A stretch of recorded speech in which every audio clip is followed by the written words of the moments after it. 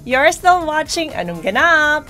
For the first time ay makakasama natin sa show ang very talented singer, host, and actress ng My Sassy Girl herself, Toni Gonzaga. Welcome to Anong Ganap?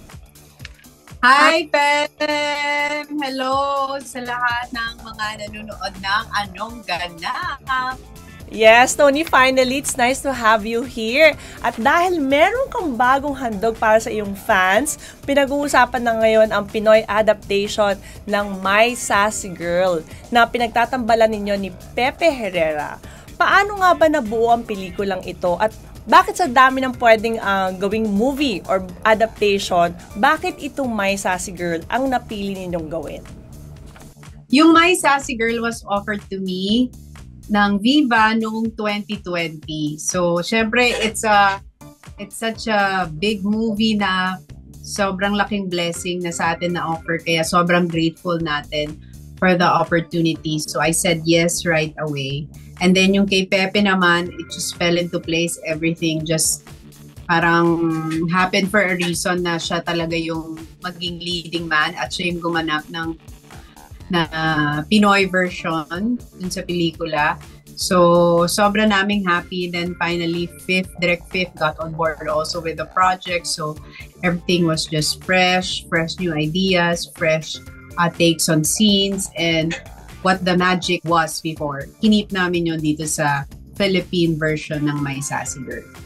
Ayan, nasagot mo na yata lahat na tatanungin ko. Kasi nga, tatanungin namin gaano ba faithful ang adaptation ninyo sa original nito. Kasi, syempre, parang yung mga nakapanood like ako nung 2000, mga early 2000 to eh. Talagang mga fan tayo ng Sassy Girl. Iba na rin mga Korean movies ngayon. So, talaga bang in-adapt nyo yung original na My Sassy Girl o yung South Korean version nito? Yes, I think it's very hard to change yung mga eksena sa Sassy Girl because there are iconic scenes sa pelikula. Kaya mahirap palitan yung mga eksenang yon. We did our best to be faithful as much as possible dun sa original na minahal nating lahat na Sassy Girl. So, ito naman, pakishare naman sa amin kung sino ang character mo rito at bakit sa tingin mo ay bumagay sa'yo ang role na ito. Ang character ko dito, yung Philippine version, ang pangalan ay Sheena. And it was a collaborative process, yung kabuuan ng pelikula, even with the script, with Pepe, with the director. At saka, yung inadapt siya, yung may mga Pinoy touches. Dito sa pelikula may mga pang-Pilipinas, yung mga ilang eksena. Pero, based dun sa original. Pero binali na mas pang-Pinoy. So, makaka-relate yung mga Pilipino dun sa mga ilang eksena at saka dialogues.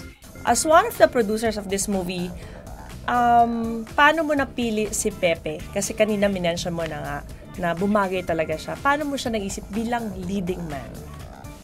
I think the team, the whole team, yung Tin Can and also ang Viva, it's a unanimous decision ng lahat to give it to Pepe. It's a whole team who decided na Pepe is the perfect guy for the role. And when they presented it to me, natuwa din ako kasi tagahanga ako ni Pepe nung theater actor pa lang siya. Like yung sinasabi yun, isa siya sa mga mahuhusay na theater actors. Nakakatawa siya talaga naturally as an actor, lalo na sa mga eksenang ginawa namin. Very natural sa kanya yung mga eksenang ginawa namin, kaya hindi siya mahirap katrabaho. Sobrang swak na swak para kay Pepe yung role. At nabanggit mo nga kanina, syempre, ang director niyo dito ay si Fifth Solomon na, of course, good friend natin. And yun nga, sabi mo, as a director, young director, may modern touch. But as a friend in real life, paano naman yung naging dynamics niyo doing this movie? Si Fifth kasi, una ko nang nakilala 2014 dahil best friend siya ni Alex. Naging close sila ng kapatid ko. And we would see Fifth sa mga holidays sa bahay namin. He would spend Christmas with us and special occasions with us. Lahat ng special events sa buhay namin. Laging nandyan si Fif pag may birthday si Alex, may ganap, may mga... Basta laging present si Fif. And parang malapit talaga yung puso namin sa kanya kasi yung birthday niya February 5. Ka-birthday niya daddy ko. So alam mo yun, parang malapit talaga yung magaan talaga ang puso namin para sa kanya. So when I work with him in this film, you feel at home.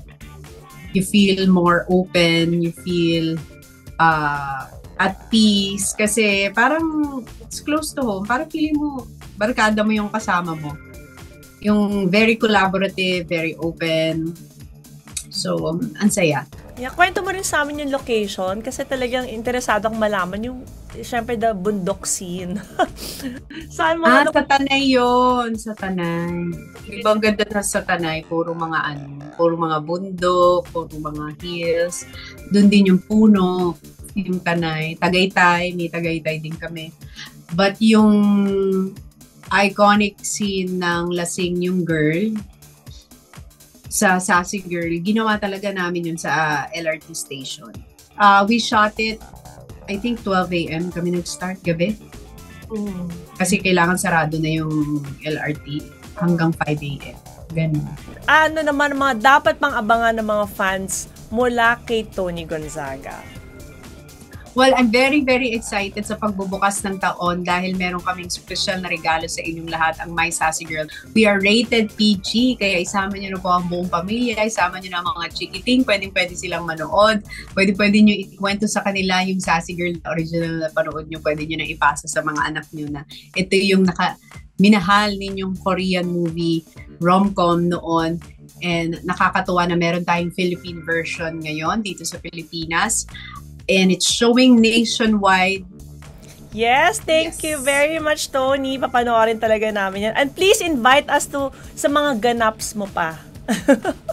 Yes, for now, yun muna ang gusto ko i-concentrate. I just really wanna promote My Sassy Girl. It's showing in cinemas nationwide and the rest is to be announced soon, yung mga susunod. For now, I just wanna concentrate on My Sassy Girl. Alright, thank you, My Sassy Girl, Toni. Nice to have you na ng ganap. Ilang segundong titig lang yon, pero naramdaman ko may ibig sabihin na mga tingin niya sa akin. Di magsasawang mag